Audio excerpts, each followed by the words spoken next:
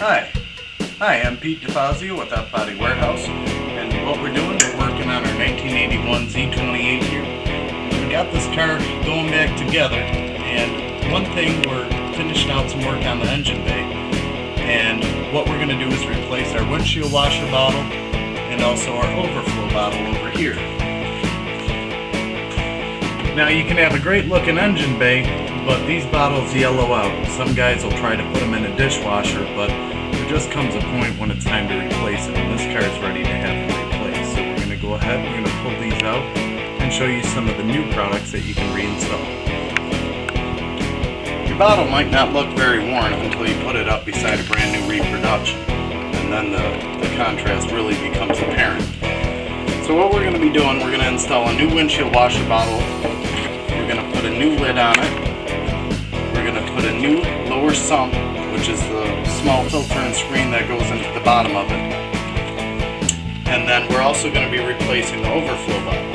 And most of these products are made by OER. We offer them all on the website, and you'll be able to order them directly at fbodywarehouse.com. On the overflow bottle, you're going to note the cap that is included in the OER unit is not correct. And instead what we have is the correct vented style overflow bottle lid.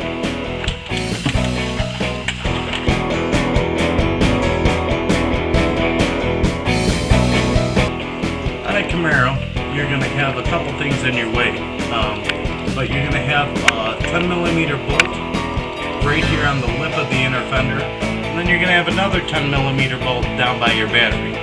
In order to access this, because they thread outward into the engine bay, you're going to go in from the tire opening, and you're going to get in there with a ratchet and just unbolt these.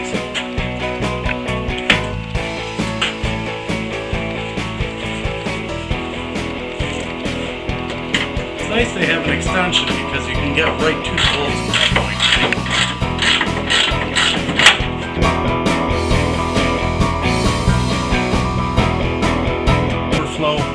Bypass hose here, and so what you got to do is you've got to obviously unbolt this from the car so you can get the bottle of it out.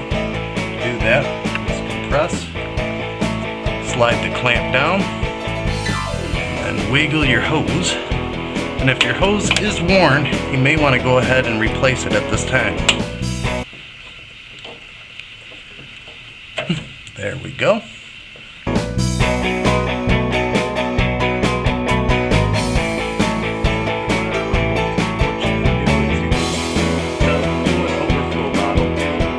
The engine block, and it will wiggle up and out.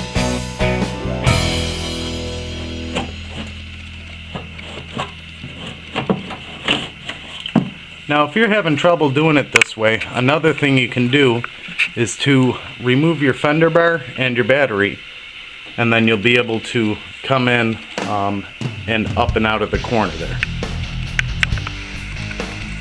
Now here's the OER bottle up against our factory bottle. And as you can see, it's nice and white. Now what we're going to do is we're going to transfer these small extrusion clips. You have one here and one down on this far corner. We're going to transfer those onto this unit, and then also our overflow drain tube. And then as you can see, the factory overflow bottle lid is all about worn out. So we're replacing that with a new replacement. And it is absolutely night and day. So we're going to go ahead, we're going to replace the clips, put our hose on, and then we're going to reinstall this onto the car. So we put our retainer clips on, we have our hose now mounted in place.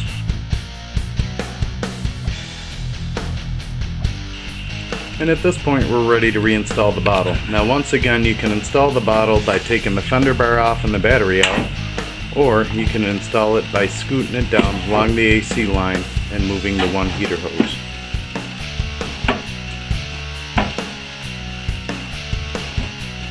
Once you have the bottle in place, you'll go back through.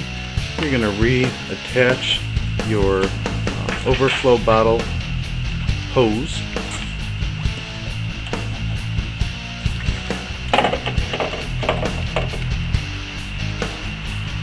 And then we're going to bolt the unit back into place.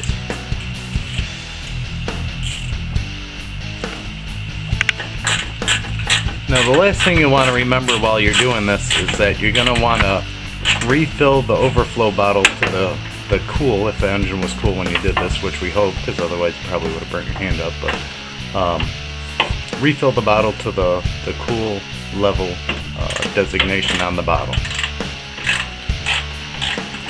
Now what we're going to do is go ahead and we're going to begin to work on the washer bottle.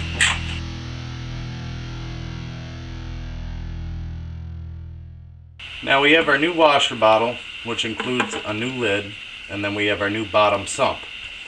And what you're going to do is either use your factory hose or you're going to replace a hose, but either way you got to get the measurement with the cap on to about the bottom of the bottle so that it can pick up. You don't want it to sit flush across the bottom of the bottle, but you want it down towards the bottom so that it can pick up as low as you can. So we just took a rough estimate here. I'm going to go ahead and cut that there. This just feeds onto the bottom of the lid.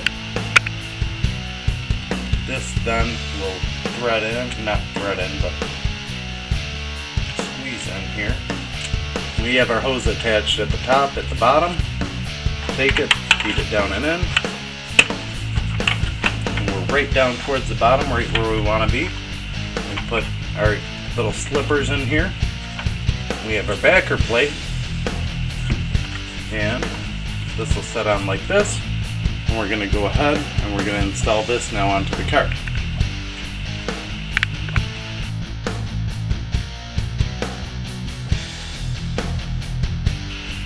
Now as you go to install this, what you're going to do is install the right side backer bolt holding the back plate to the bottle, and then the left side upper and lower are going to mount to the inner fender well. We're going to go ahead and do that now.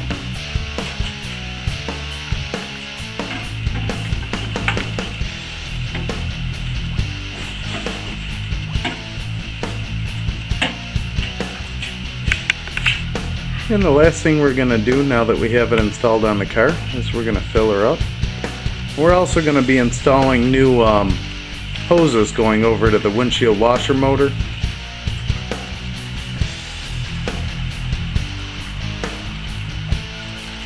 But as you can see, from going from that yellowed mess to the bright white really does make a difference on the looks of your engine bay. Now we have the bottles installed on the car. The washer bottles got our fluid into it, and our overflow bottle will be backfilling with antifreeze to the proper level. And overall, the look of the engine bay, it really does make a world of difference on just how clean and good your engine bay is going to look.